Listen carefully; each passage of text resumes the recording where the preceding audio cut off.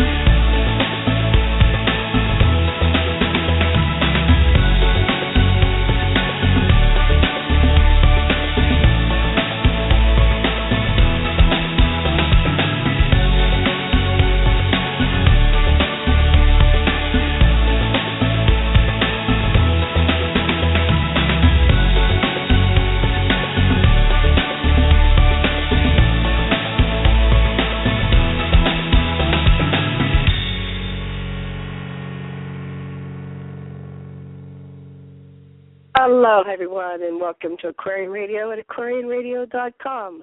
And I'm your host, Janet Carol Lessin, with my co-host, Dr. Sasha Lessin. Sweetheart, are you there?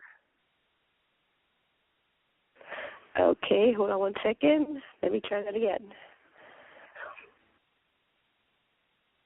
Okay. Hello, everybody. Welcome to Aquarian Radio at aquarianradio.com. Sweetheart, are you there? Can you hear me?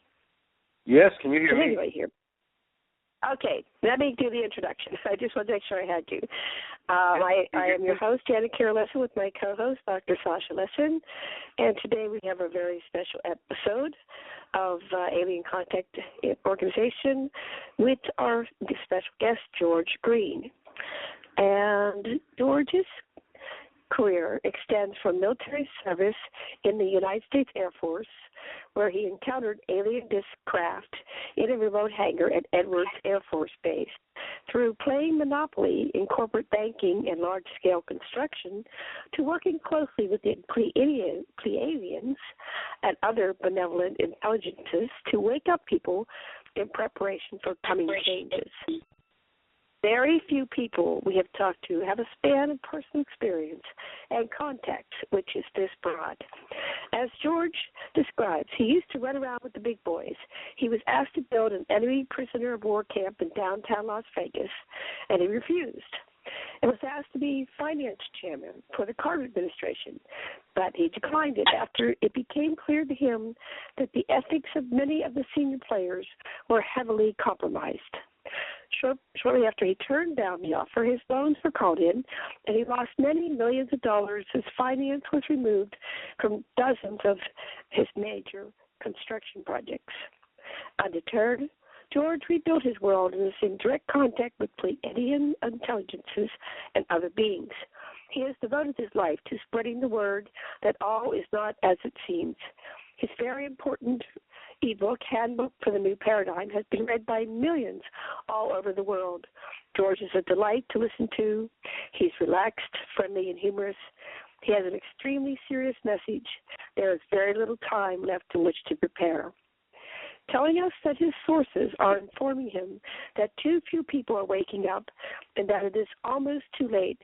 His own bags are packed and he is about to relocate to Ecuador, where he says that many insiders have bought real estate and have already left the United States. When asked when we might expect major changes to occur, his response is to look at his watch. The moment we launch a strike against Iran is the moment no longer to be in the U.S. Pretty soon we'll be waking up one Monday morning to find that the world is no longer the same. And George majored in geophysics at Colorado School of Mines and Law and Business at the University of Illinois. He is an expert in UFO phenomenon, investigation, and making contact. And let's see. Oh, Mr. Green has information of how this planet began, how the so-called elite have plans for World War III, the reduction of the population, the Plan 2000, which is in motion as part of the political agenda today. And I'm going to see if he has called in. Sasha, could you please talk to the audience while I try to get our guest online here? Sure. So George is a very, very interesting person, having lived in the heart of the beast, where the disrespect for consciousness is at its greatest, where the planetary oligarchy grinds out the lives of people in a conscienceless way. Having been there, having seen those, seeing the big paragons of our days behind the scenes and the ugly, ugly lives they lead as they sell us all out, he has come the other way. He has embraced the light. He's hung with Billy Meyer. He gets direct messages of love and where we can go with all this. And when George talks, I got nothing to say because I just like to learn all the things that we've supposed was going on by the planetary oligarchy and our secret military. It's no longer speculation because George saw, because George was there, because George was with the movers and shakers. I think I have George. Fine. Let me see if he's here. George, is that you? Do I have you here on Aquarium Radio? Hello, George. Do I have you? All righty. Well, this is interesting. I'm going to switch phones with you, sweetheart. And do you want to talk while I try to get George, or do you want to play some music while we get our guest on? Play a Planet of Peace. All right. We're going to be back after a short break, and because I've got to call our guest and get him online here. 1 second while I find Planet of Peace. This is Planet of Peace by Jaiya Earthchild.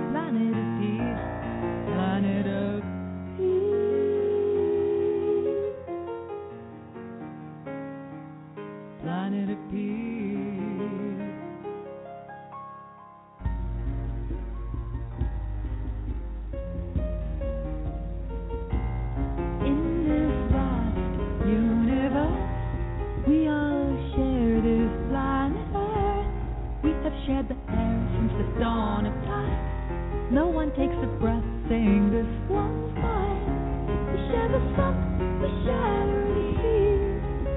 It's time to learn to share the land in peace.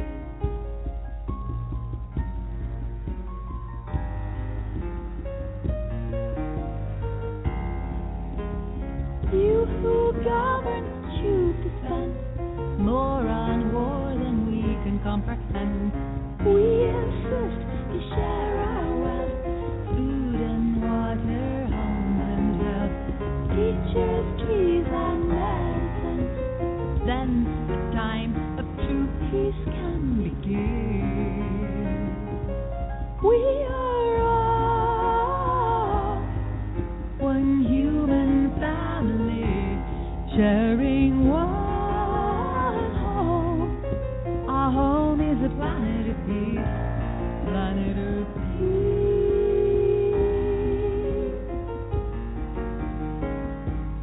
planet of peace. You of every nation, a family to me. I feel such constellation that you suffer while I walk free. I will do all that I can to help unite this family of woman, child, and man. The leaders of our nation, are they wise as well as strong, or boys in imitation, pointing daddy's gun, threatening the future, endangering us all? The people of all nations are united to end all war, for we are one human family, sharing one home. Planet of peace, planet of peace,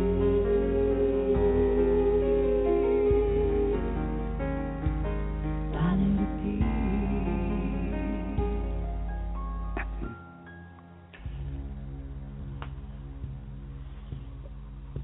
Hello, everyone. Thank you. Welcome back to Aquarium Radio at aquariumradio.com with your host, Janet Care Lessin, and co-host Dr. Sasha Lessin. And we apologize for technical difficulties. And we did our bio intro earlier in the show. And now we have our special guest, George Green, with us. And Dr. Lessin, are you with us? Yes, I am. Okay, George. Yes. Is that you? All right. Success. I had a little bit of difficulty getting onto the show today. Got that technical difficulty worked out, and then I had trouble getting George here. But here we are. Well, welcome to our show. We're very thankful that you came today. Thank you for having me. Oh, you're most welcome. So we did a nice intro, and we would like you to tell our listeners what you would like them to know about who is George Green. Who is he today? George Green is, let's see, the best way to describe me, I was a master of a lot of different businesses, money. I was the only one in the country. Actually, about 15 years ago, I told on the George Norrie show that our country was going to collapse because of the word derivatives, and nobody even knew what that meant. And so I went into details on how that was even put together, because I was responsible for putting those together, which in turn was set up by all the other major companies. And when the stock market collapsed a few years ago, if you remember, Yes. they bailed out AIG, which is an insurance company, along with the banks. And the reason why they did that is because of the way derivatives are put together. And would you like me to explain derivatives? And that would be interesting, because Sure. I had a business, I think we're talking about 2009, and I had a business, and everything fell apart. I lost my business, and then I've still been trying to restructure my mortgage. So this affected me personally here, and I'm sure millions of other people. So do tell us. Yes. Well, you did the right word, the word mortgage. Now, if you borrowed money to buy something like a house, which most people were doing, if you were to sell that mortgage, and I'm talking that to another lender, how do you determine the value of that mortgage? Well, it has a certain actuarially date. You think it has a premise of what it's worth, but because people buy and sell houses all the time and people die, there is a degree of what we call basically speculation on what the real mortgage is like. Well, in the days that I was selling money to banks across the United States and became so powerful that I could break a bank, and I'll tell you how this worked. What I did was go in and right now they have the same rules if you want to. If I put $100,000 into the bank can loan out $1 million. They don't get the money from anywhere. They just put it on the paper. Anyway, that $100,000 is real money, and it's in there for what I used to do is on 1-year certificate of deposits. Well, the idea is the bank then could loan out $1 million. Now, back in the old days, $100,000 may be able to borrow would be the loan on your house. Today, of course, it's roughly $200,000, right, or twice that much. Well, right. Anyway, the problem became is the banks would come to me and they said, George, can you give us some more money? Because if you give us more money, we can loan more money out. And I said, well, let's talk about that. And then what happened is, I'll use an example. A U.S. Life Savings and Loan in California had 1,000 mortgages. Maybe one of them was yours. We had 1,000 mortgages that had money coming into the savings and loans. We would pool those together.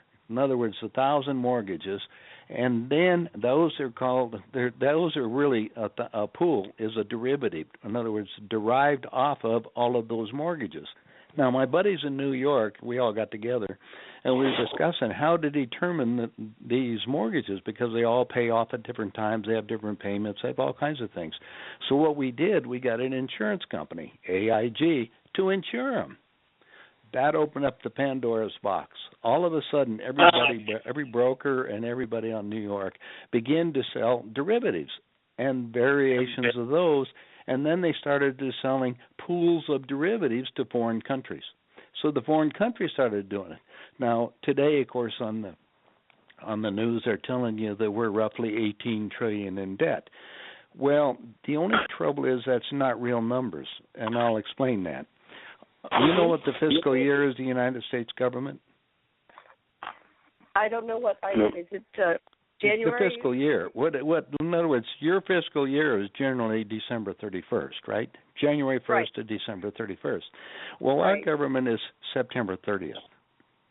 Now, so we have a different fiscal year for the government. Now, they only count the debt that's due this year. Now, if they took a 5-year bond, the 5 years doesn't come up as being due this year, so it's not part of the, quote, the $18 trillion we owe. The real factor, the real number, is over $100 trillion. Wow. Am I getting you so you get an understanding? Now, the mortgages and all these things being sold to foreign governments was a big problem, and what has happened is when I got into the game in a big way, I became so powerful I could break a bank. Well, the only way it is, how do I break a bank? Well, if I put in $1 million or $10 million in the bank and they loaned out $100 million, and I asked for the $10 million back because it was all on a 1-year certificate, and we did do that, what happens to the bank? Where can they get its money? He only had 2 places. Either FDIC, the Federal Deposit Insurance Corporation, would pick up the money, or the Federal Reserve advanced the money. Now, when the stock market dropped that 20%, as you remember, the next morning I got a letter from the Federal Reserve. They said that to me, they'd loan me all the money to maintain the market. Now, at that time, I was a registered financial principal and a broker-dealer and a securities underwriter. In other words, I made the stocks that are being traded around the country right now, or around the world. We create those out of thin air. Now, what's a stock?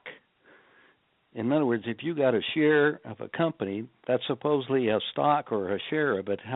That's how we'd issued them.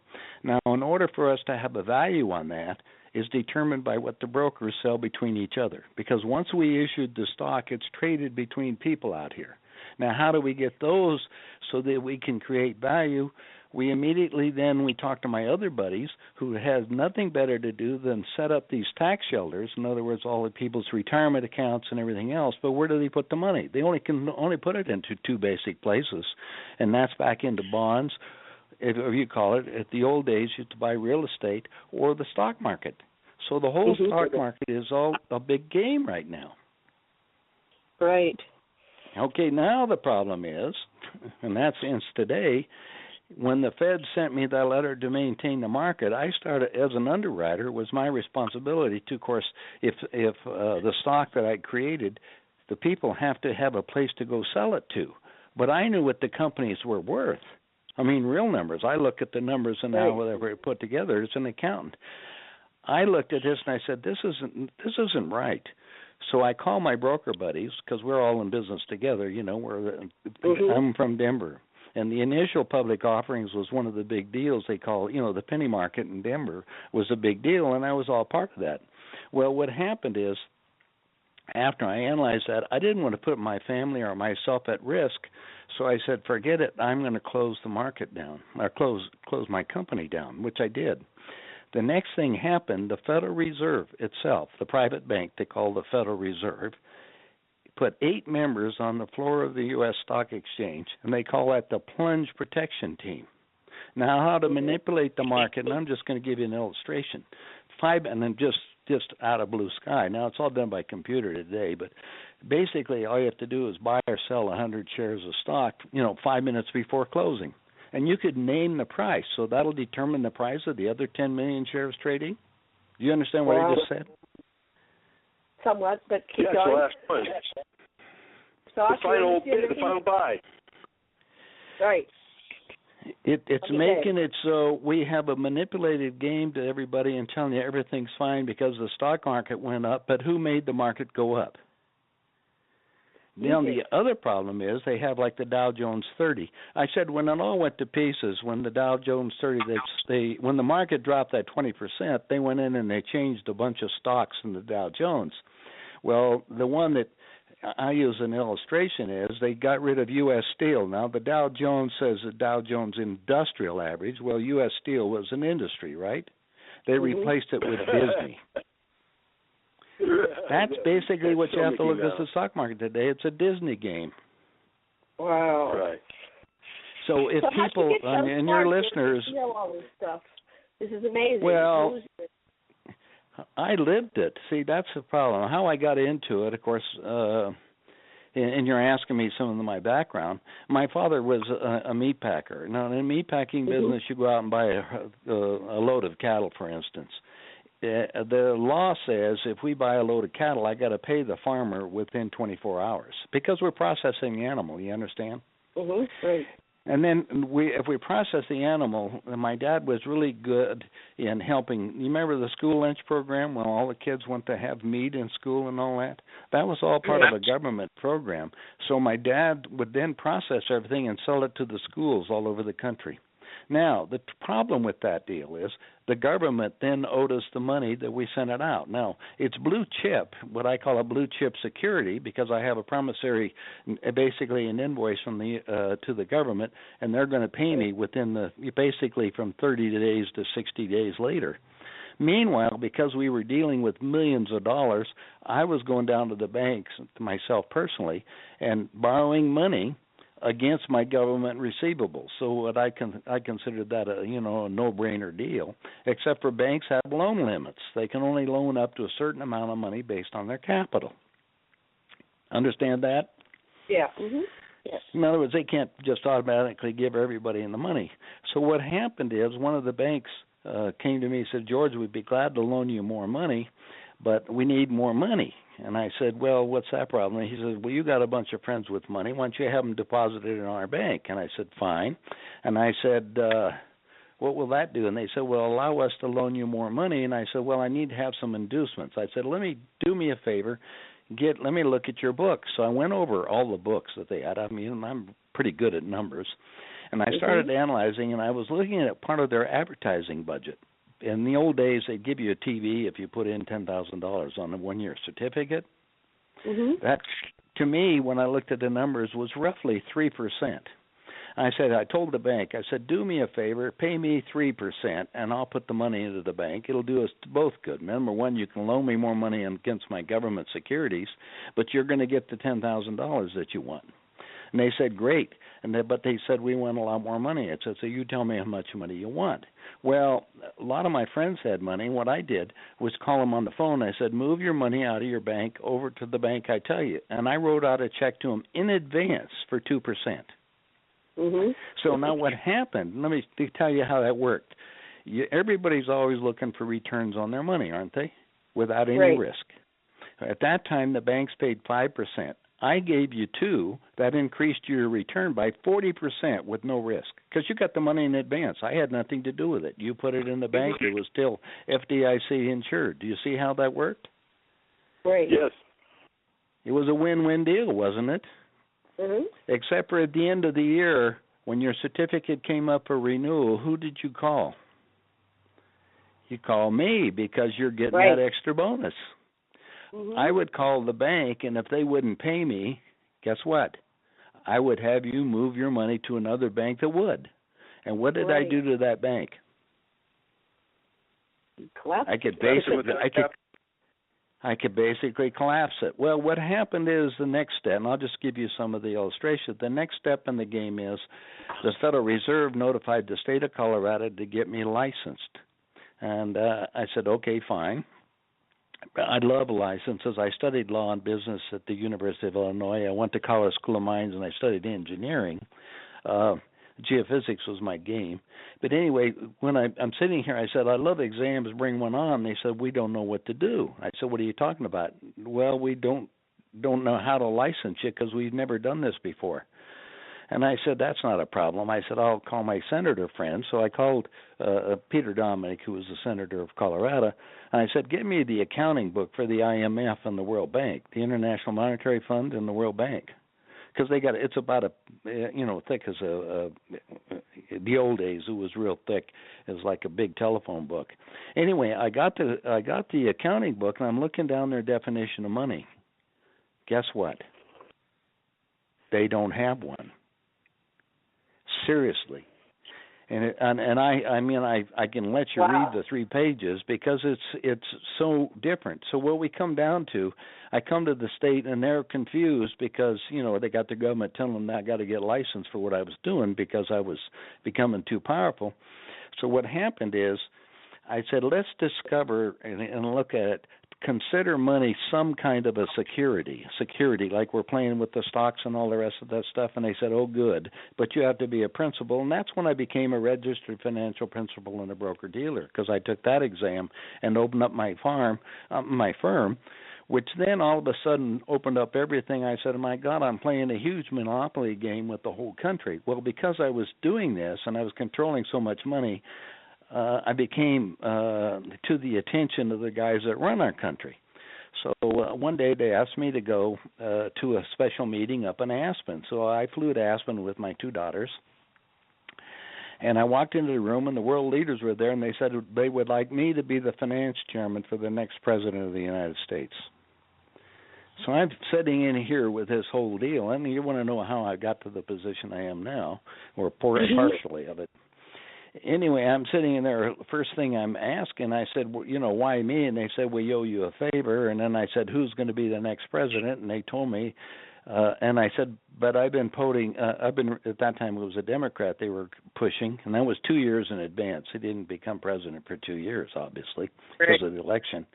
But I said at that time I was voting Republican, and then Paul Volcker, who was chairman of the Federal Reserve, came over and he says, son, don't worry about it. In other words, don't worry that it's, a Democrat. He says, we control them both. Well, I knew that. I mean, have you ever been to Washington, D.C.? Yes. Yourself? Sure. Okay. You ever been to the White House?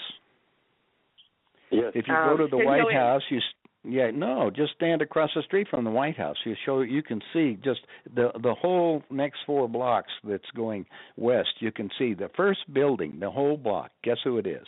The Federal Reserve, a private bank. Okay, what's the next block?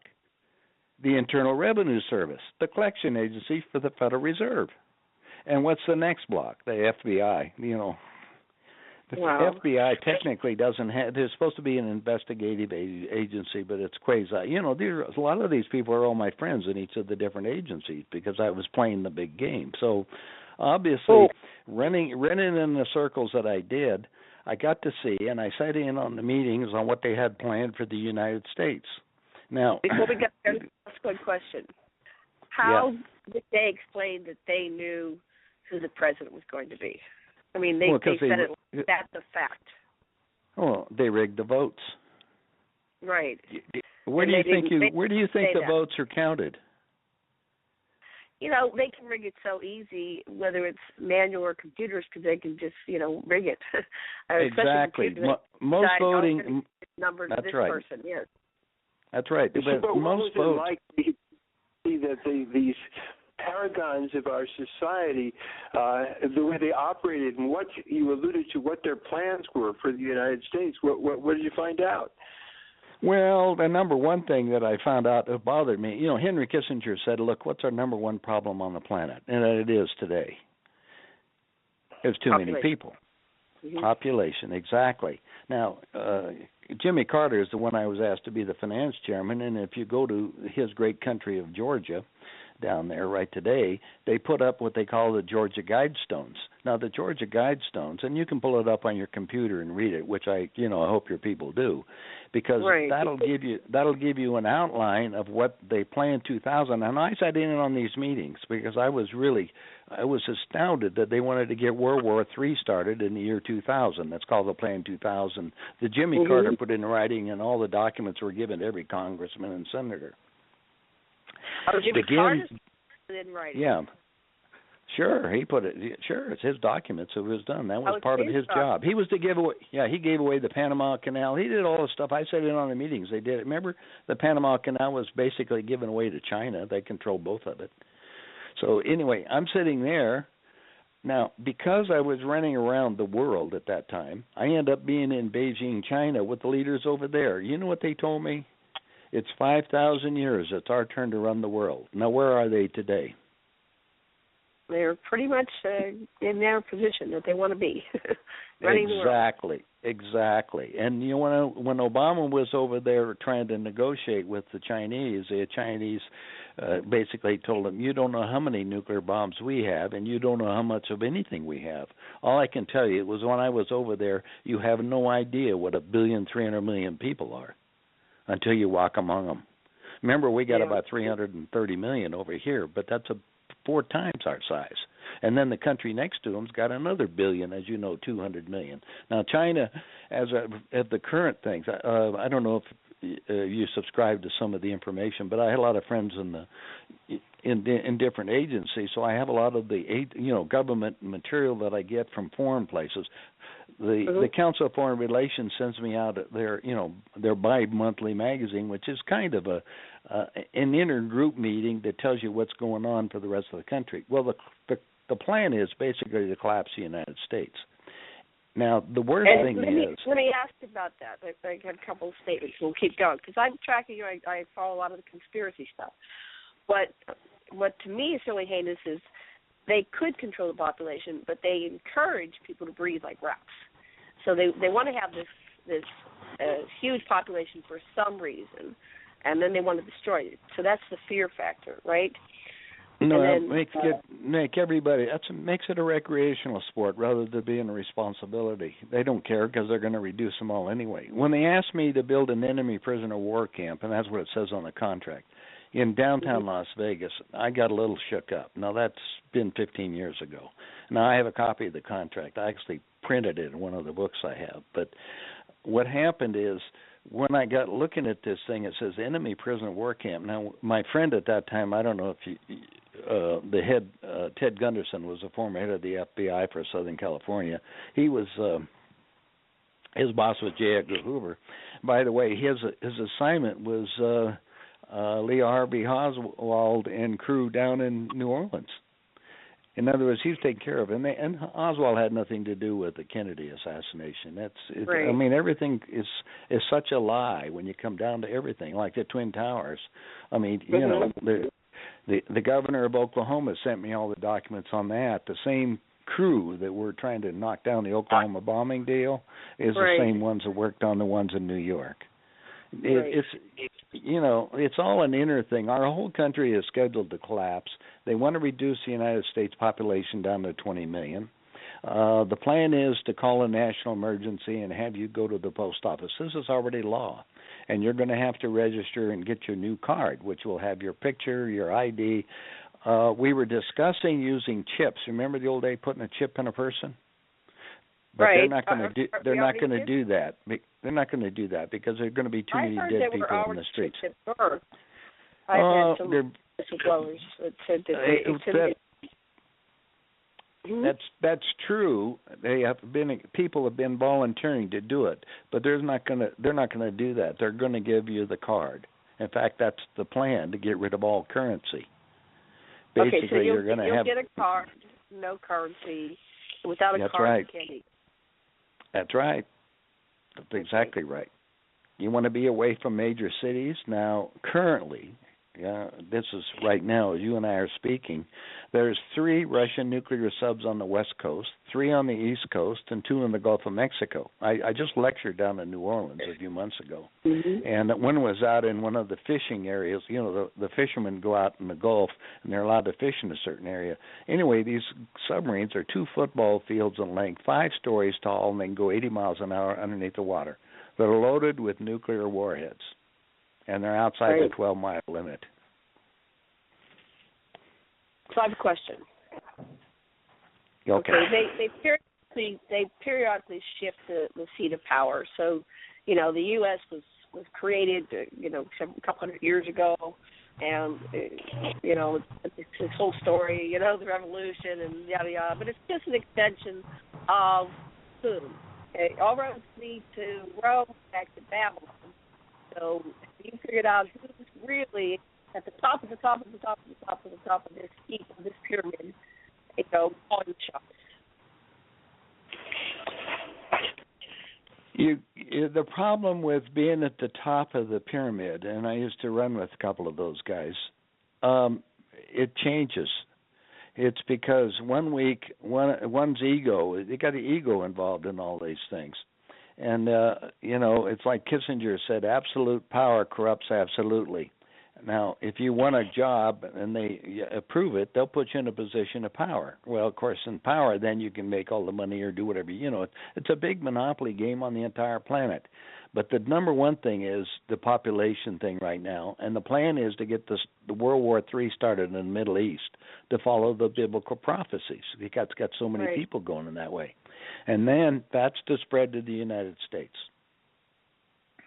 Okay, so they're right on course. They've been doing this. This implies a vision that spans 2,000 plus years. They started these prophecies back in the day, and here it is. We are a bunch of sheep just falling right into the game, to the plan, and they keep pulling us back into it. If we start getting away from it, they pull us back into it. So how are they going to do that? They're going to do World War III.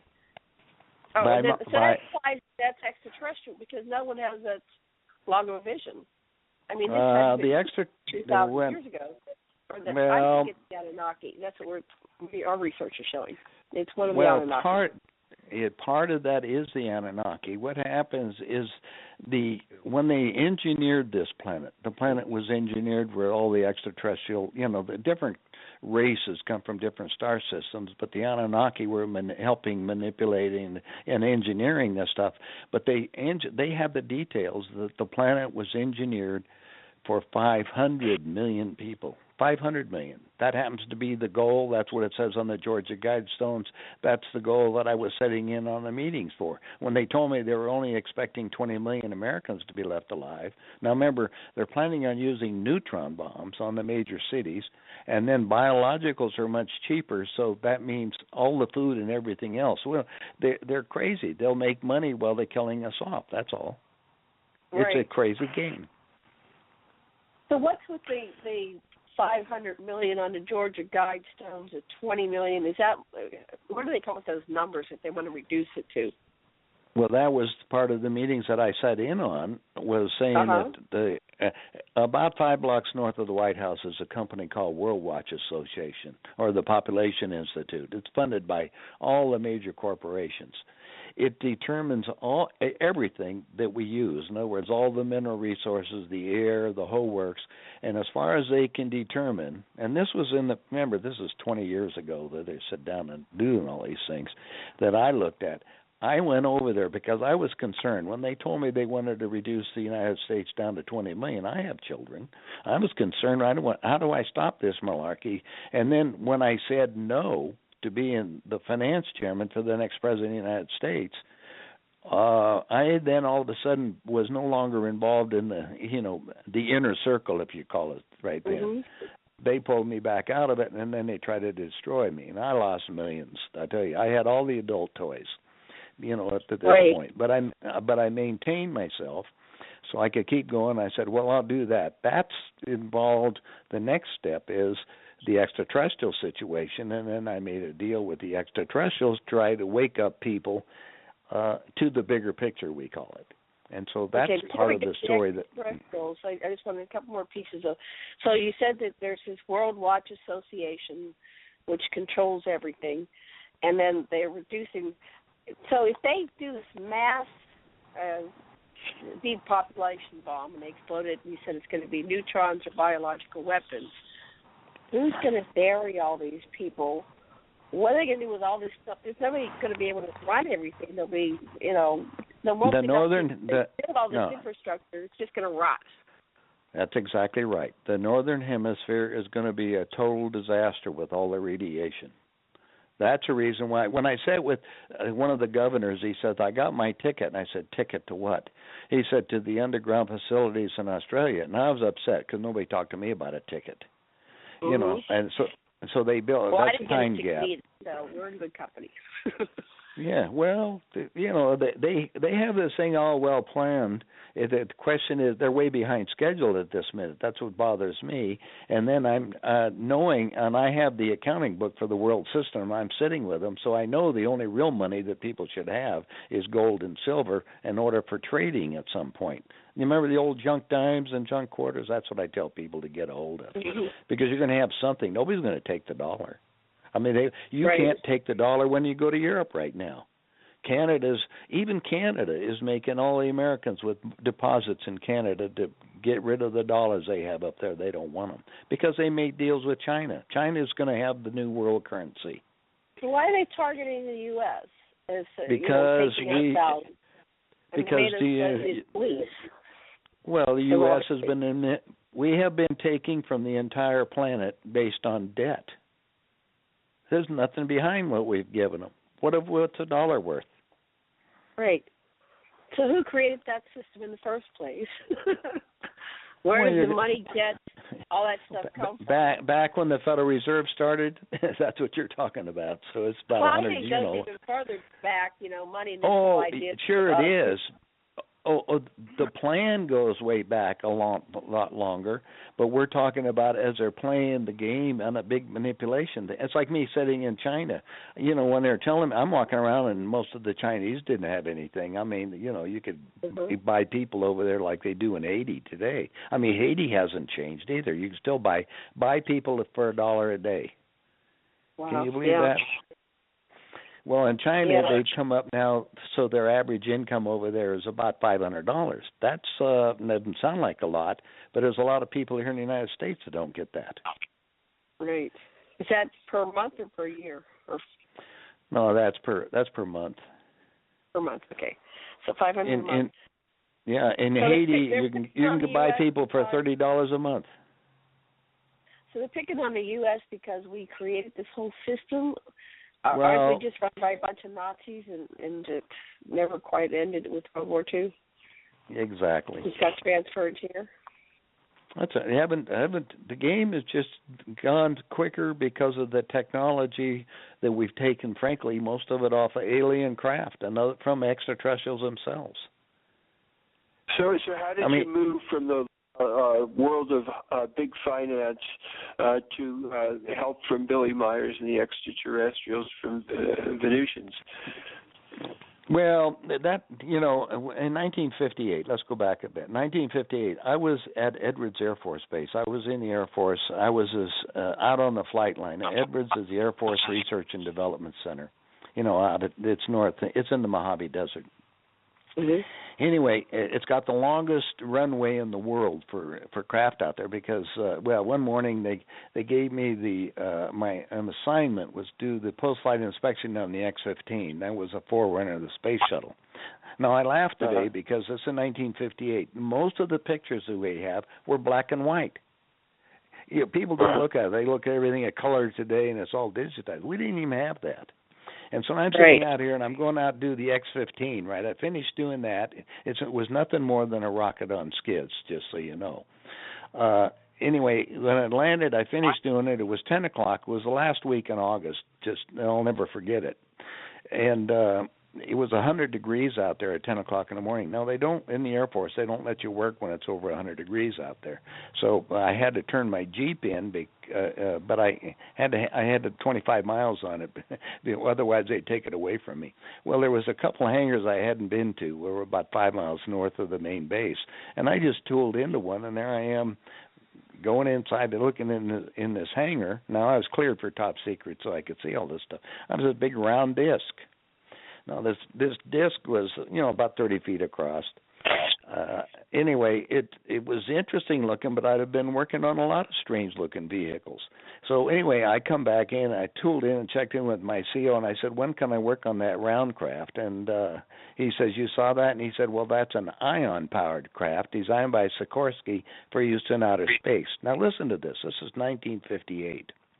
Right. Ion-powered. In 1958 for use in outer space. Now, to me, that sounded pretty good, the idea, but, today we're talking about this kind of stuff, but they're using the old jet fuel over here, which is a waste of time. But anyway, what happened is then I said, great, when can I work on it? And he says, you can't. It's still a civilian project. Now, Edwards at that time had about 25,000 people on it, and 800 of them were airmen. I was one of the airmen. And the other 25,000 were civilian contractors making the vehicles that we use to test, whatever they're going to do with them. So anyway, he said, I can't work on it. So I went back to my room because it was 10 o'clock in the morning. I was going to go play with my buddy who happened to be the base photographer. I told him to slip me some pictures of the round craft. And he said, what'd they tell you? And I called him and he says, George, come on with me. So we went over to the photo lab. And he's showing me pictures of the round craft. But the two dead aliens got my attention. All of a sudden, I got the whole new world changing at me. They were similar to the rectangle. You're saying you saw these two dead aliens? No, I saw the pictures of them. I saw the craft. I'm 10 feet away from the spacecraft. But the two dead alien pictures, that got me upset. Because I got upset. I'm all rah for our country, but why did my commander lie to me? So I went and confronted him. And, of course, the first thing he did was set me down. The first hour was debriefing on my top-secret clearance, which was the big thing that set me up. The big was the jail time. I didn't like that. The fine I didn't mind because my family had money, so I could pay that. But the jail time said, forget it. So anyway, I didn't say another word about it. And he said, by the way, next weekend, I'm going to put you on, you're on duty because it's Armed Forces Day. Open up the base and let most of the civilians come in and, go into the vehicles, except for, of course, this one, which was way out north of the base. Anyway, within about, I think it was 6 to 8 weeks later, I was transferred off the base. Interesting. They sent me off to Japan to get me away from all this stuff. Why? I don't know. Well, anyway, we'll go back to the game of Monopoly. So I'll bring you up to date with the Billy Meyer stuff. Right. In 1984, I built a house in Aspen, and the housekeeper I had, had a big picture book called UFO Contact from the Pleiades, and that was the Billy Meyer stuff. And I'm looking at these pictures; they were exactly the same thing I saw at Edwards Air Force Base. I said, wait a minute, why doesn't the world know about this stuff at this point? Now, this is 1984. There's a big difference between 58 and 84, right? There's a lot of time. So I decided, I just flew down to Phoenix, because I was building down there anyway. I built shopping centers, office buildings, motels, and restaurants in 22 states, so to give you an idea. I was getting pretty big. Anyway, I got down there and I talked to this couple. They say they were investigating a man in Switzerland who claimed to be in contact with beings from the star system, the Pleiades, who said they engineered this planet for 500 million people. Well, 500 million people is the same thing I was told in the meeting. Right. So I said, okay, but I'm looking at the pictures of there, and I said, well, there's more to this thing. I said, what can I do to help you kids? And they said, well, we want to publish some more books. And I said, well, go ahead and do it. And they said, well, we need the money. And I said, I'll tell you what I'll do. I'll loan you the money to publish the book with this deal. After you get selling the books, I want my money back. Forget about it. I don't want any interest in anything else. I've done my, duty, and you guys can go about your business. Well, about 90 days later, they sent me the accounting, and then the accounting showed that they'd already got back about 3 times what I gave them. And so I called him on the phone. I said, where's my money? And they said, well, we found out who you are. You don't need it. I was upset. Yeah, it's the principle. Well, I was. It doesn't matter if you need it or not. That was the deal. I don't understand. That was the deal. That's right. So what I did, I went to my attorney in Phoenix. I filed suit against them because now, negotiating with them, they said that they had the worldwide rights to the story from Billy Meyer. So I just grabbed the next plane. Anyway, my wife and I flew off to Zurich, Switzerland, and we rented a car, and 45 minutes outside of Zurich is Hinterschmidt-Rudy. That's where Billy Meyer is. And we went and knocked on the door. I knocked on the door, and a young lady by the name of Rudy answered the door, and I said, look, I'm George Green. I put the money up for a movie that's being made on you, and I said I put the money up for publishing the books on it. And she says, well, we've never heard of you. And I said, you go back and tell Billy who I am. And I said, look, the buck stops here. I think your information should go out to the world. And I said, but I've got a lot of questions. So anyway, she came back about 10 minutes later, and she said, Mr. Green, Shirley MacLaine was here a couple of months ago, and she promised to help us, and nothing has happened. And I said, well, I can understand that. And I said, well, I'll tell you what I'll do. I'm just going to take off. I guess what else can I do anyway? I mean, Billy won't talk to me or nothing. So we went off and we checked in the hotel room. Next morning, knock on my door was Bruni, this young lady, and she handed me a 2-page message signed by Quetzal, who happened to be the Pleiadian commander, who invited us back over to their compound where Billy is at. And for the next week, I got my mind blown. Anyway, when I left, because everything I thought I knew is... This was a handwritten letter by the extraterrestrial? Yes, I have Still have it? Anyway, well, it's not handwritten. It's written on a computer, but it's, it's like Quetzal.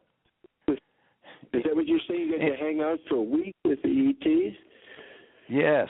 Then I made a deal with Billy and the ETs to assist in getting the information out because they talk. Frankly, they're involved with people, a lot of them around the planet. But how do you get information out? I figured I had enough connections so I could go do that. But anyway, you and I look like you look like them. They don't look any different. We do. Were they men, women, short, tall, fat, blonde, blue? No, I got pictures of them. They look just like you wouldn't notice in the crowd. I mean, they look just like us. Yeah, they're, the average Joe Blow American is what I'd say they look at them. Now, I will correct that because when I went down to the neighbors, which was about, a block away from Billy's house, and I was over and asked him if he's seen anything, because I was there when you saw the holes in the trees with the laser weapons that Billy had. Mm-hmm. I was there at that time. I took pictures, too. But anyway, I went to the neighbor, and when I was there, I said, have you seen anything? And, of course, he was all excited. He took me around the back of his house. He was out milking the cow in the morning, and there was an ET, if you want to call it, a guy, 7 meters tall. and of course I didn't see him, but I saw his footprints. It was, and I'm all excited. I run back into Billy, and I said, Billy, there was a guy 7 meters tall there next door to you, and he just shrugged his shoulders like he could care less. He grabbed me, and we went in the back room, and he showed me plaster casts of little people. You know what he told me? He said, don't you know the story of leprechauns and fairies? In other words, we have all kinds of sizes and shapes in the universe. The group that was involved over there at that time, the Pleiadians, and also the Umos. The Umos, they aren't much different than we are at all. They were there too. So how did you know they were extraterrestrial and they weren't just people? What did they do that showed you that they were extraterrestrial? The clothes they had, the discussion we had on stuff. I have to accept the information that they had. Yeah, anyway, okay. I made an agreement to help assist in getting Billy Meyer's stuff out. In other words, his stuff. I said, I have one problem. I said, you've given away the worldwide rights to your story to these guys down in Phoenix who I'm suing, right? And I said, but no problem, I'll have that taken care of. I says, I have a house in Beverly, at that time I had a house in Beverly Hills, and my attorneys out there were the attorneys for the Screen Actors Guild. So I figured if anybody can break a contract, they can. Make some sense? Anyway, right, yeah. I said, when I get back to the States, Billy, I'll give it to my attorneys, and I get this thing, and we'll go ahead with my agreement, because I think the world should know about your story, because it's all for real. So anyway, I come into the attorneys with Dern, Mason, and Clown. I'll tell you who they were. Anyway, I walks in the office to Dern. I said, Dern, I made a deal with a guy in Switzerland and extraterrestrials, and he just laughed at me. But he didn't care. He didn't care because he just wanted my money. Anyway, I told him this story. He says, I'll take care of it. So anyway, about 5 or 6 weeks later, Dern called me on the phone and said, George, get over to the office. He says, I got things taken care of. So I went over to his office, and he says,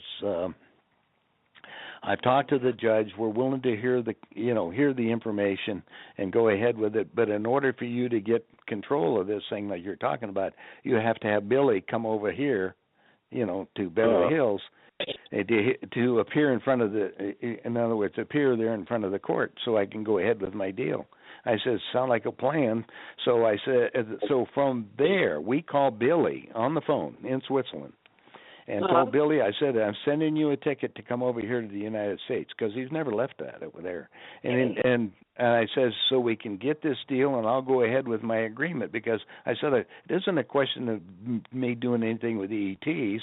It's a question of the legal system over here, and I'm already suing people over here that are sue happy, right? I'm getting sued all the time as a real estate developer. You know how that game is.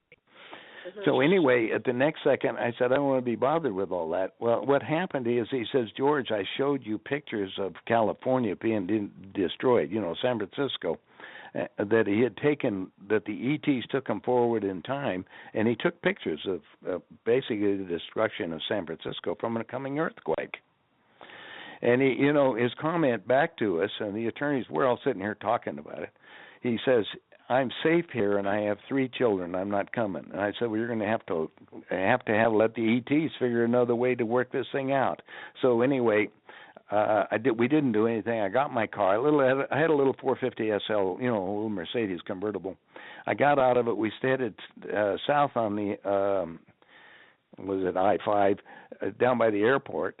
And one of their beam ships followed us in broad daylight for maybe half an hour, just to remind me what was happening was real. Anyway, long and short of it, we went on a little bit longer with that game, and I was in communicating with Billy. And there's other stuff that came out at the same time when I was with Billy. And one of the other deals changed, you somehow up-leveled your consciousness, somehow in being with that week changed who you were. Exactly. Well, a lot of it was, partially, some of it was.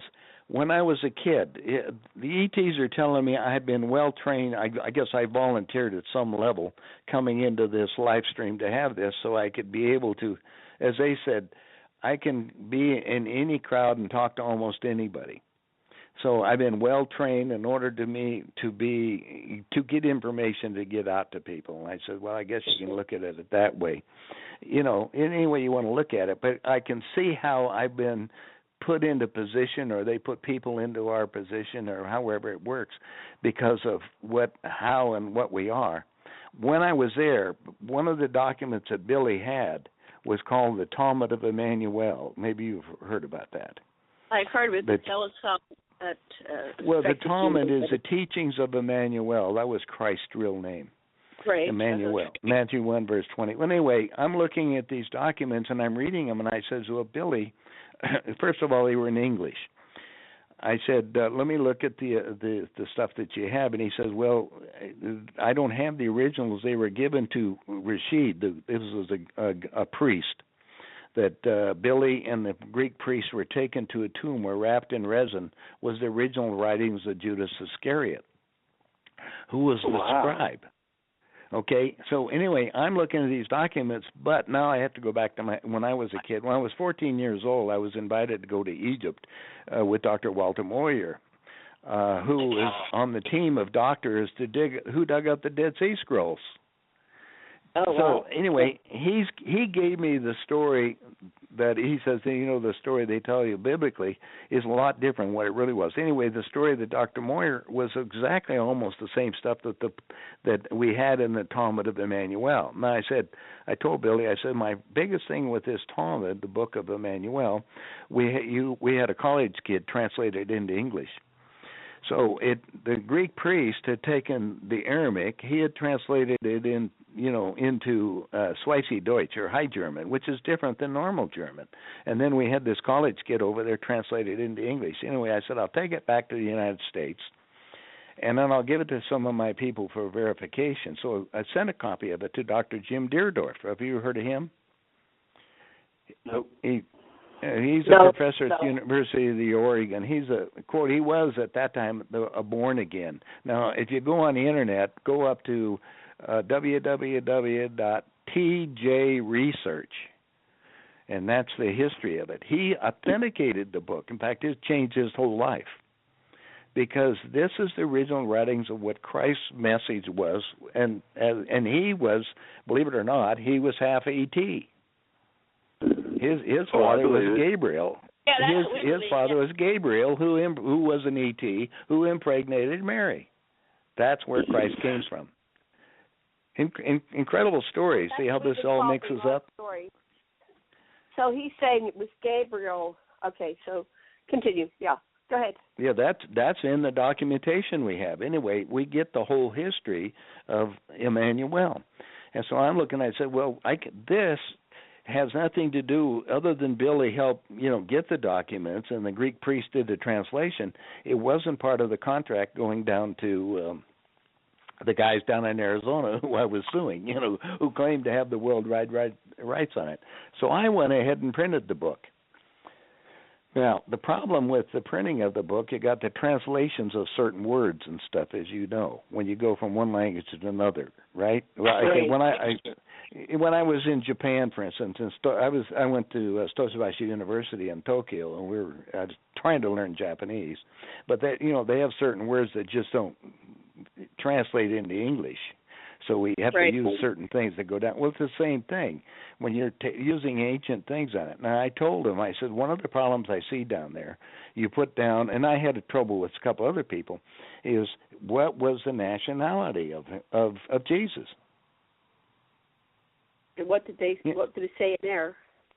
Well, they say they're talking about basically. First of all, he was an Israeli, but because it was Israel there. But a lot of the things, some of the language they used the word Jew. The word Jew itself did not occur in the English language anywhere until the 18th century.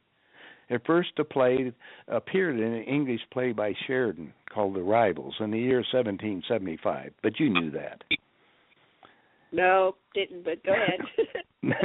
Well, but somebody says they're a Jew, they're really not. What is their background? Most of them are Ashkenazi. If you're going back to it, you're getting back again to the Anunnaki, the Ashkenazi, they were a Mongolian Nordic tribe of Europe that come back down and then merged in with a lot of the other places that they manipulated and played. So we're being played with on different, if you want to call it, extraterrestrial situations, right? Now, right. When I'm playing with the ETs with Billy, the one that was most involved with this was another one of my friends I ended up being, and he was down in Phoenix. And Wendell Stevens is his name. Well, Wendell didn't have the money, but everybody, because he was a retired colonel in the Air Force, right. And he was really into, and he's the one that did the most research on the Billy Meyer material. Well, Wendell and I became friends, but everybody seemed like in the world that were involved with extraterrestrials, because there was a lot of them visiting us. They sent the information to into Wendell. So I ended up grabbing the plane just to get my head, squared on, flying around the world, talking to people, that were involved with different extraterrestrials, including one man in Spain who's a group of Umos, and the Umos were with Billy Meyer. I don't know if you've seen the picture of the wedding cake, the big round one. Yes, that was an Umo. Yeah, that's an Umo What craft. is an Umo? What is an Umo again? Are they humanoid? UMMO, from the planet Umo. Anyway, I have all their information too. Okay. That's another story. I've got this. You can't believe it. I got thousands of pages of notes from Wendell and running around the place. I flew down to Brazil and I got a cure for cancer because of Wendell from a group of ETs that are plants. They look humanoid, but they're chlorophyll based. But they were providing us a cure for cancer. I flew that to Chemitox Labs in Boulder, Colorado. Now the sample I had was about the size of a pea, and it's kind of a waxy stuff. Anyway, you dissolved it when we did that, and we did the spectrographic analysis on it. I flew that down to Dr. Alan Hynek. Remember, he was in the movie Close Encounters? Well, Hynek took the stuff. Yes. Well, I found out. Yeah. Alan Hynek, he was CIA. Did you know that? That's what I heard. Yeah. Well, I'm sitting in there with him and finding out some of his code of handlers, and they finally told me because he's getting up there. But he was basically to collect all the agency and determine what they want to put out to the public and what they didn't. So I had a lot of interesting, if you want to call it, connections on both sides, and I still had friends with the CIA and other ones inside the government itself that were involved with, running about everything, head of the drug runs in South America coming into the States, and all these things were associates. I was never part of them because I was independent. That's what's really make it strange. I never worked for anybody. The only person I ever worked for was my dad, and of course in the Air Force. But here all the things you're saying are, directly incriminating people that were not doing things in the interest of national security, but were doing it for their own power and gains. Exactly. Well, and yes, the old game, Kissinger said, absolute power corrupts absolutely. Every one of them were out here to make money on the deal. Wendell didn't care. He did, the government was providing him money. He's a retired colonel. But he was really wanting to get the information out. So I felt good about him, but he had his problems too. Some of the stuff he was involved in before. I mean, it's unbelievable the things that were going on. But we won't go into that over the air right now. You just want to know my story, how I got involved with the extraterrestrials at this time. Well, there was some way that you can tell your truth without, and even people that have done heinous things can be able to come forth in a truthful way without retribution, and then we can somehow clear up this mess. Well, you can't clear it up because a lot of them have been doing that. I've got a bunch of documents right here from different contacts, and most of the people, once they become in contact with an ET or so, most of them just want to keep quiet because everybody wants to joke about it. And then not only that, the part of the disinformation is all of these things, like Close Encounters, all these movies and things were based on it. So people will not know what is real and what's not real. And so what they have to have, the ETs say, hey, well, we'll send up, they have craft. If you look at the southwest sky right tonight, for instance, if you got a clear sky, you'll see appears to be a star that's strobing red, blue, and green. We're being monitored by all the Yeah, well, that's one of the craft that's letting people know that it's there, but they're monitoring the planet because we're ending this cycle. That 26,000-year cycle. Right. The information they're telling us, they say, get ready for 300 to 400 mile-an-hour winds on the surface of the planet. And look, as a builder, 300-mile-an-hour winds are going to be really dynamite, right? So I flew down to Texas, to Italy, and ended up learning how to build monolithic domes in order to protect. In fact, built some of them. These are just dome houses that'll be able to withstand what's coming down. Now, I don't have the timing on it, but we're already approaching. As you know, that we had 200-mile-an-hour winds sustained for a week in Los Angeles. Planet X? What's going to cause these Earth changes? What cause is it? Is it Nibiru, Planet X? No, we're being affected in a lot of different ways. We're doing it to ourselves on the planet. We're affecting the ocean, as you know, the current, the temperatures in the ocean by what we're doing. Fracking is killing the water. I guess you're probably aware of that around the planet, so we won't have potable water. California, if you go from California, Arizona, New Mexico, they're all deserts right now. We're in big trouble. Well, flying around, I don't know. I spent a little bit of time over in China as a guest of the government. You have no idea. Most of it's desert. I mean, all their people are in just major cities. When you go over there, it's an unbelievable deal. Then you look at Russia. What is the viable population for the Earth? 500 million. But we have 500 million is maximum. And it doesn't seem to be. It does. I mean, when I was born in '54, there were 3 billion, and that seemed to be a pretty good number. I don't think that the destruction of the planet is because, necessarily 100% because humans are unconscious. But to me, it seems like this is a major terraforming project by a species that is not human, that wants to take over prime real estate from all humanity, and China included, because this is a valuable resource in the universe, in the galaxy. So beyond all that. It's not just a human game. It's a combination of both. There's a bunch of the ETs that communicated with people of power and says, we'll keep you around, so doing their game. Well, part of the game is you have to understand the 4 basic rules of the universe. The first one's the law of attraction. What you put out, you're going to get back. In other words, if I interfere with you, I'm going to have to accept some of the reaction. So what they do is they convince people over here by giving them power and put them into position. They're doing the working for them. Now, you're saying they have 3 billion, but we're increasing by 250,000 a day on the planet. And 100,000 die, so we're coming... 50,000 die. 250,000 increase over deaths. 2.5 million every 10 days we're increasing. Now the ETs, I got a notification that we're at 8.3 billion from the ETs. They're monitoring everything too. So I just saying, oh my gosh, because that is the same as you. Well, if we go back to the year... basically go back to year 1900. There was about 2 billion people on the planet then. Did you know that? Right. I know, it's a nice, manageable number. It seemed like it. If we would maintain everything, we keep taking everything. We don't keep things in balance. But Hollywood makes it all so romantic to pop out children. They have shows of 19 and counting, and then the religions. So there's a manipulation going on here for us to breed. Exactly. What religion-wise says, go forth and multiply, right? Now,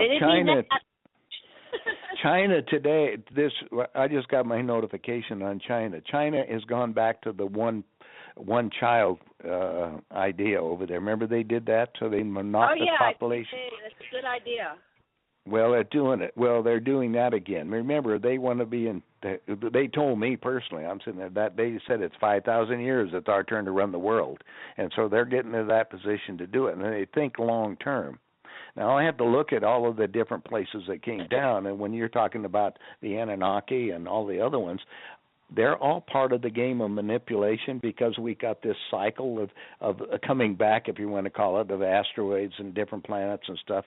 But they're telling us we only have about 18 to 20 more years before the planet do its flip on its axis again. Now, in 1908, believe it or not, the guys that had the information and the power, that's when they tried to flip the planet on its axis prematurely. Did you know that? Didn't know that. So they were trying to flip it in 1908. We think in Tugungsta, Siberia, there was a nuclear explosion. The nuclear explosion was, the Germans did it. They led an expedition there and exploded the first nuclear bomb in order to flip the planet, because you're talking about the Germans again, had direct contact at that point. What do you think? The Germans had flying saucers too. Right. Well, and where did they base in Antarctica. Well, go ahead, Sasha. What do you want to say? We keep talking over you. Go ahead. I had a base in Antarctica, New Schwarzenland, and they beat Admiral Byrd in the Battle of the sea down there. And they beat the British before Americans went in. Well, that's where Hitler went. Yeah, sure. Hitler when he left Germany, that was his cousin. It was in the bunker. But when he left Germany, he ended up on they went to Spain, got aboard the submarine, and ended up in the Antarctic, where they camped out, and they died a few years ago, as you know, in Brazil. Well, quite a few years ago, but that's where he died. But the whole game becomes convoluted because they keep changing. History is two words. His story, and it's always written by the victor. So you can't, and they don't even teach history in school anymore, because kids are waking up that what they've been told is a lie.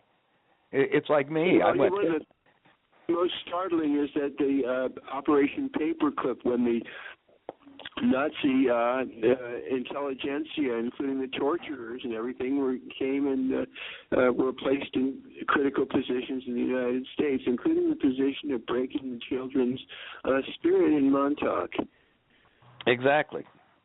See, all these are games going on behind the scenes. Nothing has changed. They're still. The only thing is they're not getting the game going fast enough. And now I'm very concerned. You're asking about right now. I keep watching everything that's happening in the Middle East, because that's where it was originally planned to get going. Syria has nuclear. They got it. Syria's got their nuclear bombs from North Korea. That's public knowledge. Remember the North Korea sent a boat down that was going to go to Iraq, and our government stopped the boat, but it had missiles on it. They thought it was going to Iraq. It didn't. It went to Syria. So Syria and who has them right now? Hell, there's 13 nuclear missiles that are missing in the United States that came in from Canada. Oh my gosh. Okay, so isn't there two factions, that there are good extraterrestrials that are kind and loving, that support the evolution of consciousness for humanity, and all these things are fixable. Diseases are curable. Clean energy systems are there, and waking up our population so that we're aware of the totality of existence and the continuum, and the game that's being played on us, because there is a game, there is a manipulation. We're not making a decision because of all the information. We only have part of it. We control and manipulate it. So isn't there some other faction that can come here? I just can't believe that this would be an absolute thing that is going to be allowed to be happening, because this is the end result of billions of years of many species contributing their DNA to this plan, this project, or whatever you call it. They call it the Gaia Project. So what's your thoughts on that? Well, why do you think I went and quit everything I did, and then for the last 20 years have been running around the world lecturing to people, trying to awaken them up? My last messages that I got from the ETs that I printed are in, there's 4 little books that I printed. The last 2 pages, I just about didn't put them out, because they're monitoring the whole thing too. And their answer back to me, and I'm very discouraged about this, there are too few of the people awakening to make any significant difference. And what they're telling us now is get together with other people of like minds to support each other in the days ahead, because things are going to get really bad. And nobody's going to rescue us. This is a do-it-yourself job. I don't believe that. I just can't buy that. I can't. We're too valuable in the continuum to allow. No, we're not. No, we're not. You're limiting. It's inhumane. It's not. No. If I was a conscious species, it's just like Star Trek. They would go around and they would bail people out. I can't believe that Gene Roddenberry would come up with more advanced society than that would be out there in the cosmos. There has to be people that care enough about life and not traumatizing. You can't interfere. You can't interfere with anybody else. You can give them the It's like the old story. You can take somebody to Walker, give them water, but you can't make them drink. They are being interfered with. We've been screwed with since the beginning. You can't. That's not correct. If it was a species just evolving, like in Star Trek, they are not being interfered with. But we have had this Illuminati or this faction that's been screwing with us since we were created. So we've been interfered with. So we have to be interfered with to correct the wrongs that it started in the first place. So how do you interfere? You're doing your best by putting information out to your listeners and everything else that they have and saying, look, there's a different game on it. Mine, I live the game with the people actually doing part of the planning.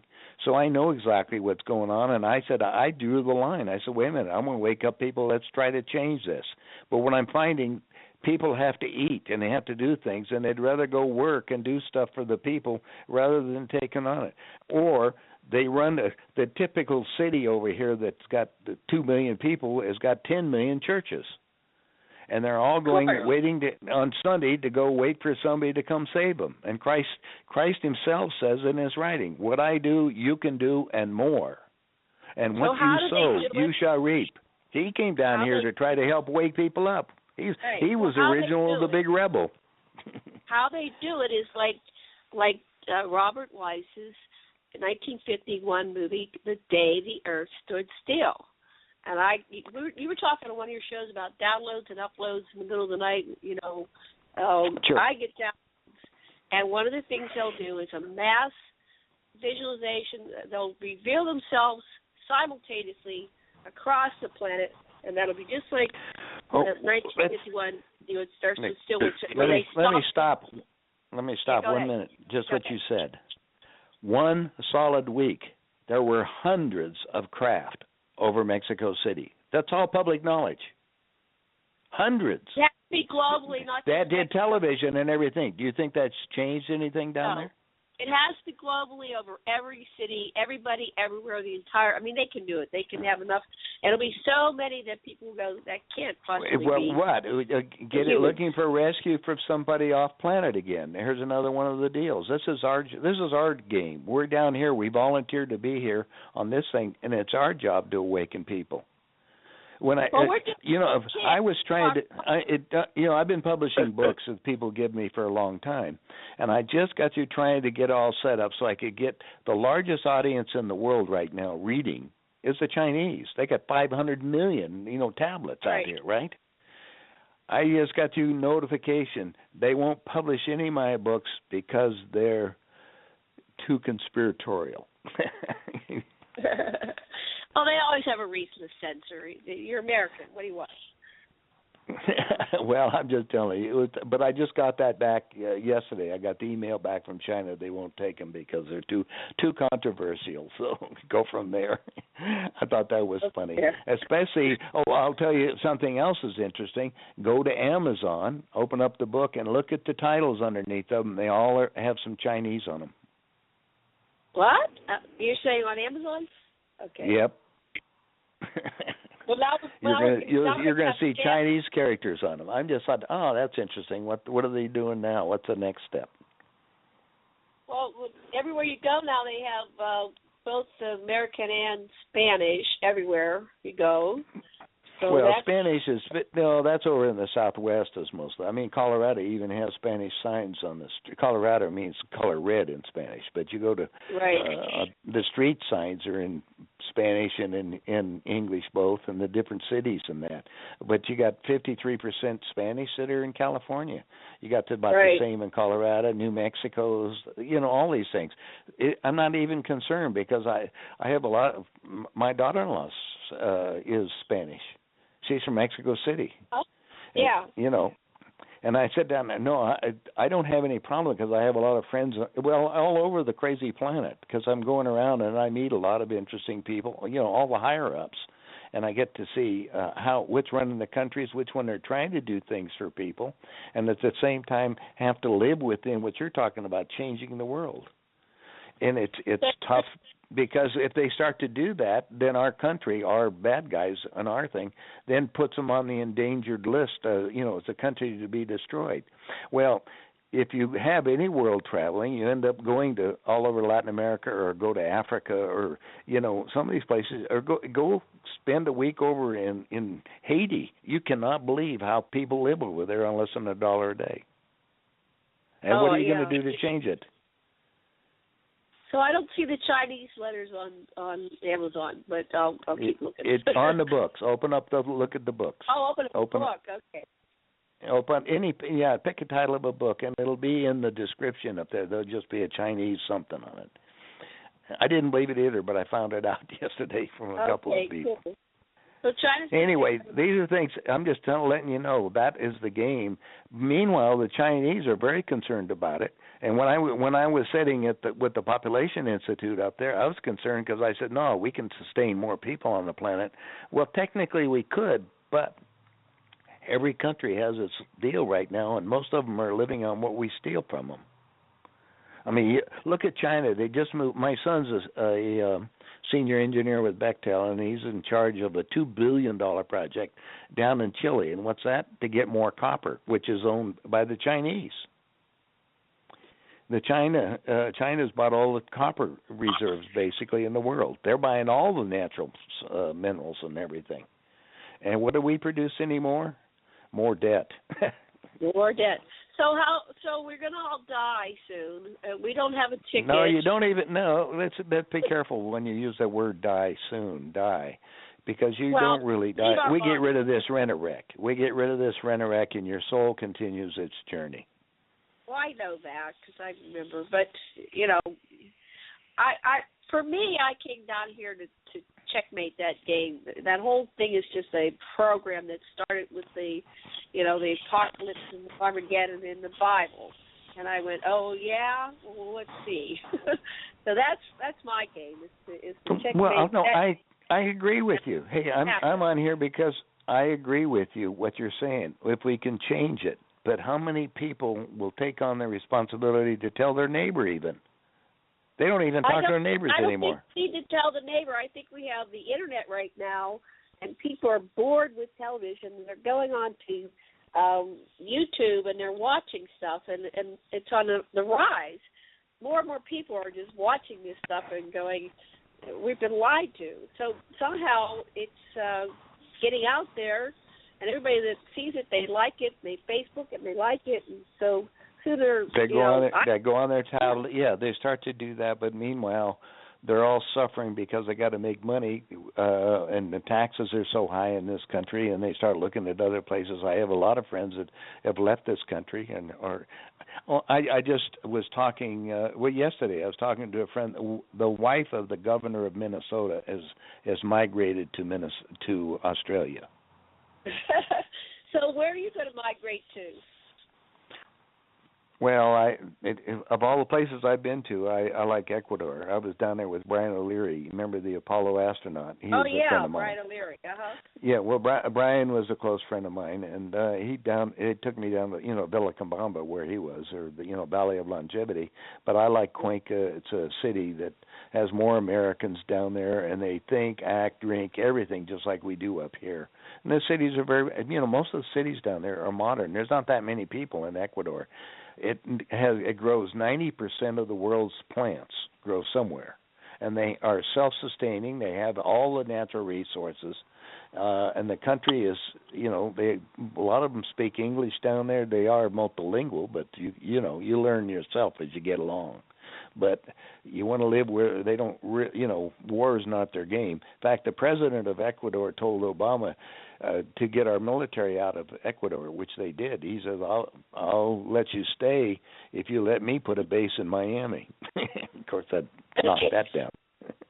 So is there any place safe? That might be a nice place, but if this thing is going to happen globally, there'll be no place that'll be immune to. No, but the reason why, let me tell you, when I sat in on the meetings, they were discussing on the radiation level, and I was really concerned about radiation because everything's being radiated right now. Anyway, the winds go from the North Pole to the equator. They don't spill over too much to the southern hemisphere because the winds go a different direction from the southern hemisphere. So what you have is a demarcation thing on it. Now, most of the inner circle, why do they set up Pine Gap, Australia? Because it's in the southern hemisphere. That's when with the governor tell me getting his ticket to the underground facilities in Australia. Well, I started looking up. Underground is no place to live, because we got to have light and whatever, and that's only for a little bit of time. The northern hemisphere is going to be a real disaster, and they were planning on that. So they were you can't really launch a nuclear disaster from one area, and it's not going to travel across the planet. Yes, it is. Yes, it is. We got radiation that's got, as you know, all the stuff that's happening out of Japan is hitting Hawaii big time, the whole West Coast. When I was traveling, I do a lot of sailing out here, and almost all the fish are dying everywhere. You don't have any, you go down here. I have a friend that has down in Roatan, that's in British Honduras, has a dive shop down there. You can't go down the coral reefs. They're all dying. I'm not saying this is happening everywhere, but the last time I was down in the Caribbean, I didn't see one sailfish, one fish at all. And we used to see a lot of, things are just coming apart every direction I look at. I said, wait a minute. And then my buddies on the West Coast said, don't go in the ocean, like in Los Angeles and San Diego. I had a house down in North County, San Diego, which I thought is the most ideal climate because it's, pretty much there. But the population is so much down there. Then I'm sitting with, when I got that, offer to build the enemy prisoner work camp, I'm sitting with the guy, the FEMA head up in San Francisco, and we're discussing this because they're talking about the San Andreas going, and they're also they're planning on setting up tent cities along the border because they're going to keep the Californians into Arizona into California because there's no way to take care of them. Arizona's already out of water. Nevada's already out of water. New Mexico's out of water. So they're going to populate it down to 500 million for the whole planet, and then there's going to be all these dead people everywhere. There's more than 500. That's taken out. Well, there is, but I do have the information because Billy was taken forward in time and says we're going to get World War III. It's going to last 3 years. Then we're going to have a hiatus for a couple of years, and then they're going to have another one.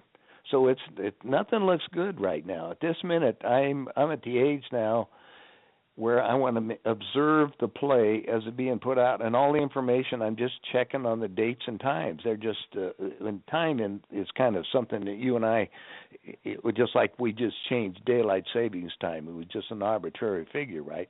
But people don't recognize that the planet itself is moving. The North Pole has shifted 18 degrees already. You have to look at all these things that are occurring and then try to put together the pieces and understand why is the ocean so warm? In other words, I sit down there in Panama, for instance, and the Panama Canal. As we come out of the ocean down there, is 5 degrees warmer than it was 2 years ago. Sasha, just 2 years. Yeah, let me ask Sasha. I don't want to feel left out. Do you have any questions or input at this point? Well, I have a few observations.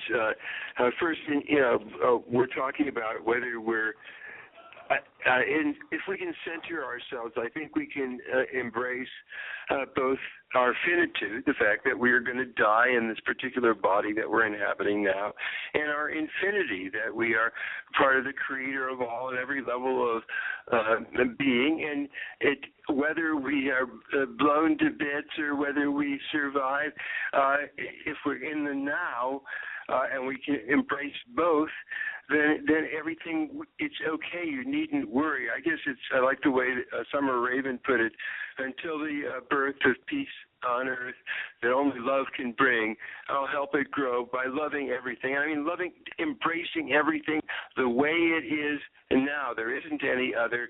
What you think is other, in my way of looking at it, is just parts of yourself too, and we've got to have a way to empathize with those that we call other. And as far as the warming goes, one of the observations that Andy Lloyd and others have made is that Nemesis, the binary of Solaris itself, not just Nibiru, is coming closer, and that all the planets are moving in closer to Solaris, and they're all hotter. It's not just Earth. And Lloyd imagines or estimates that 15% of the global warming is caused by our terrible polluting habits, but the other 85% is caused by the nearing of Nemesis.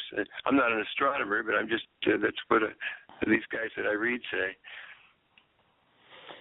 Well, I would say the pollution is the biggest thing, and what we're doing and then biological experimenting and using all the GMOs and everything else, which is rechanging our DNA structure on everything within ours, and we can't really gauge everything like instantly going on. Because I look at the same thing we're talking about, what's happened in the last 200 years, or the 400 years that our country's been together, and we look at it, and then I look at what other countries are looking at, and then since I've traveled, I was down in the jungles in Brazil where people there's tribes down there that still don't wear any clothes. It's unbelievable if you go from one end to the other, and I'm down in there with them. It was kind of funny. They're out there going around for the little red frogs. And my kids were with me, and they were out there. What are they doing? They're trying to collect those little tiny red frogs because they have poison on them. They use them to poison to, put on their darts to hit the monkeys so they can have food. So they're still doing that today, but I'm sitting here today in the same position. I have a bunch of friends that are in the farming business where are going out of it because they can't sustain it. And then we have all the fracking going on, which is affecting big time the environment. In Canada, they're making lots of money, but the environment's going to pieces. Now, because of the price of oil has dropped down so much, you're going to see all the fracking come to a complete halt. And so you're going to see the prices of the fuel. We just went to a workshop where there was these huge die-offs, and it's due to experimentation by our military with biological weapons, the things that are just huge amounts of forest, and they don't say anything about it. And the beef is poisoned, and all kinds of terrible things having to do with biological warfare experimentations by our very own clandestine military. Well, that's all. You have to understand. Remember I told you when the first nuclear bomb went off? That was in 1908. Now, that was the first one. When our guys looked at that, you have to remember, at the end of World War II, we had, the thin man and the fat man went off in Japan, down over in Japan. Those two bombs were German bombs. We didn't have them. Then we immediately started our nuclear program, and one of my friends was in charge of all the nuclear exploding down in New Mexico.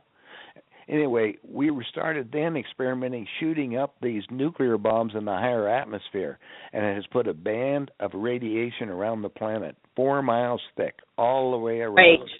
And now what they've done to try to stop that, the engineers got together and they said, well, we'll put particles, we'll change the jet fuel, so all the jet fuel is going out. And as you know, most of the jets are flying between 40 and 50,000 feet. Well, in their fuel is all these particles are going up, putting this band around the planet to protect us, because that radiation up there, the high radiation, has eaten holes through the ozone, which is allowing the gamma and ultraviolet rays coming down on the planet, which is killing off 1,000 life forms a day. Is the particles, are they helping? Are they doing anything? Are they working? Yeah, they're helping. The only problem is our winds are changing so drastically, so they're not. They thought they'd be able to, get enough thicken out there so they can protect us from what we've already done to ourselves, because we are killing off 1,000 life forms a day. You can check that out with any of them. So you sit down there and look at it. Look. They tell you how many. I'm over in China and I'm looking at the little bears. We got a couple dozen of those. And then you're down at Australia and you look at everywhere. The animals are dying off every place. You go to the jungles and you just don't have them anymore. They can count on your fingers almost. Well, the only thing that's really multiplying increasingly, which is doing things, is mankind. And that's the problem. So getting rid of the humanity will save the Earth. No, the planet. No, there's a group of ETs that are monitoring us, and they're hoping we're going to destroy ourselves because they want the mineral resources on the planet. And then I'm out here trying to say there's got to be a remnant left.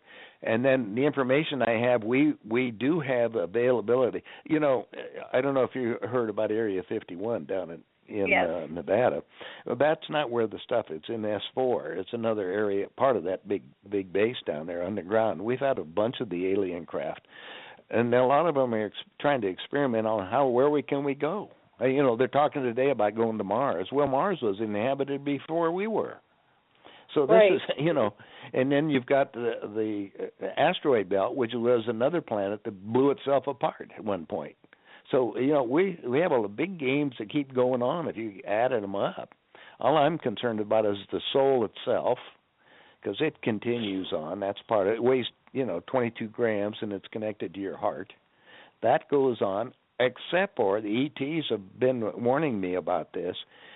The nuclear radiation is the only thing that will disrupt the soul energy. And that's a no-no in the universe. Right. So that's why I think that they're going to interfere, because it's not that they're going to necessarily want to save us, although I think there are compassionate species that would like to preserve what you're saying, but because they want to preserve themselves. It's self-preservation. This nuclear radiation does affect the continuum. Exactly, except for there's billions of planets out here that are inhabited with humanoids, and there is that group that says that they have been stopping some of it, but what they're saying, if it gets away and we start a runaway, they're prepared to encapsulate the planet and let it be another sun. Let it go, Nova. Yeah, you got it. You're saying let it turn into a sun. That won't. I'm not thrilled about any of those things. I'm out here on the radio trying to wake people up and say who and what you are, and then you need some help. And so people that go to my website, the Handbook for the New Paradigm, is free for downloading. And and the second book, Embracing Rainbow and Becoming. The fourth book is not up there. What's your website again? What's your it's website? nohoax.com, nohoax.com, and it's not currently it's downline, but because they're changing all the computers this week, but they'll be up in the next day or two. But anyway, it's all free. It doesn't cost you anything to download it, and that's the instruction manual, so you can go ahead and understand what's going on, and you can be in direct contact with the ETs. And you got this from the Pleiadians? No, I didn't get it from the Pleiadians. No, that's another story. Another story. Another story. Well, remember, I'm running around the planet trying to find out things, so I became in contact with a lot of different ETs.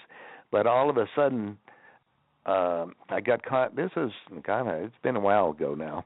Anyway, I became in contact, reminding me of my agreement, in other words, to try to help mankind. And what they did was they said, basically, the information is at a higher level of understanding, and the Handbook and Embracing Rainbow and Becoming are written to your soul level.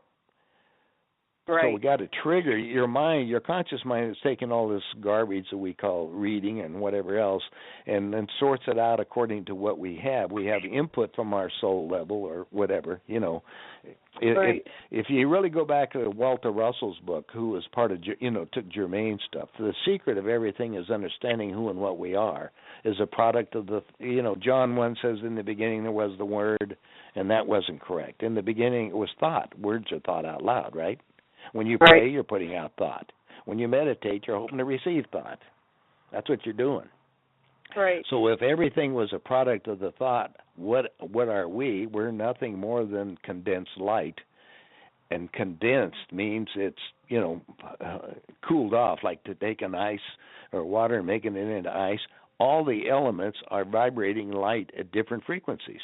So the old periodic table that, like I, taught, you go all the way down the line, you look at each of them, they're all vibrating at different level. We're all, if you want to look at it, pulsing atoms, neutrons, down to the finest particles, and there's really nothing there. It's the illusion of thought made manifest.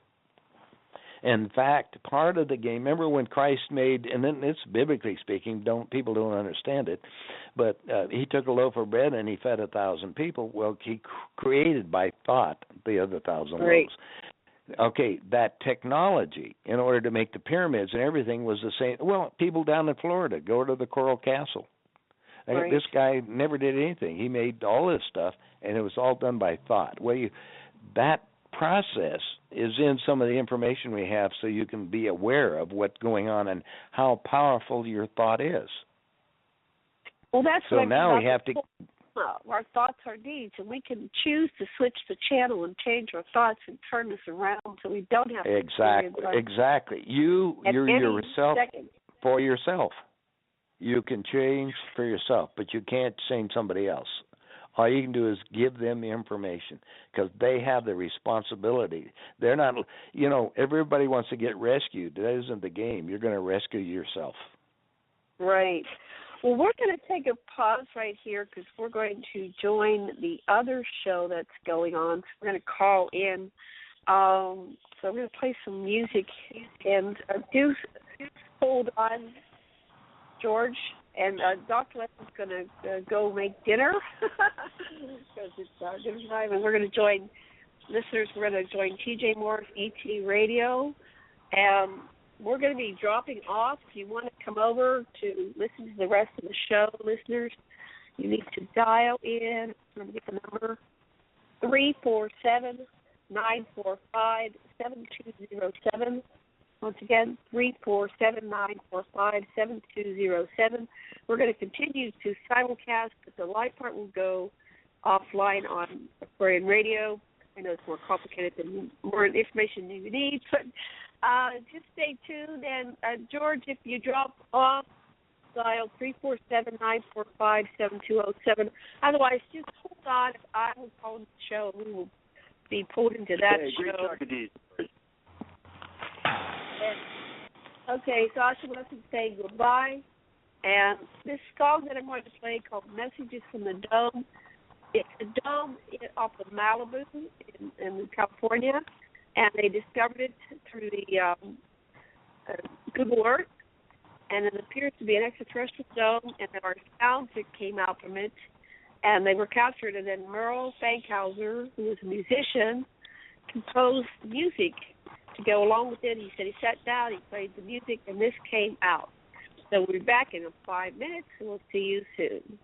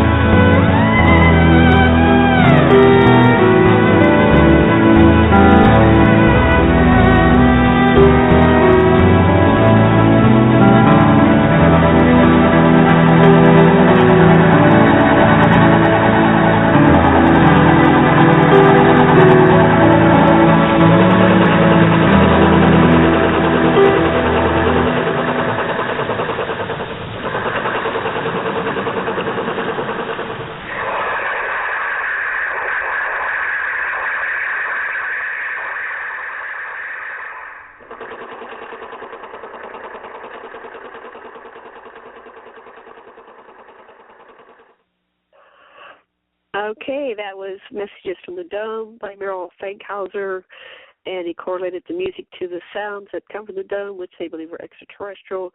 And George, we're going to have to call in the other show, and I'll give you the number again. Are you still there? Oh, wait 1 second. You're muted. Okay, let me try this again. George, I'll give you the number, and are you still there? Yeah, I'm here. Okay, 347-945-7207. And listeners, we're now going to go call into TJ Morris ET Radio, simulcast with Aquarian Radio. And did that sound anything like any the ships that Billy Meyer? Someone said that they sounded like that sound in the background was like the Billy Meyer ships. I didn't hear any sounds like that. They didn't hear anything at all. Yeah. Okay. I'll try calling back in a minute or two. Okay.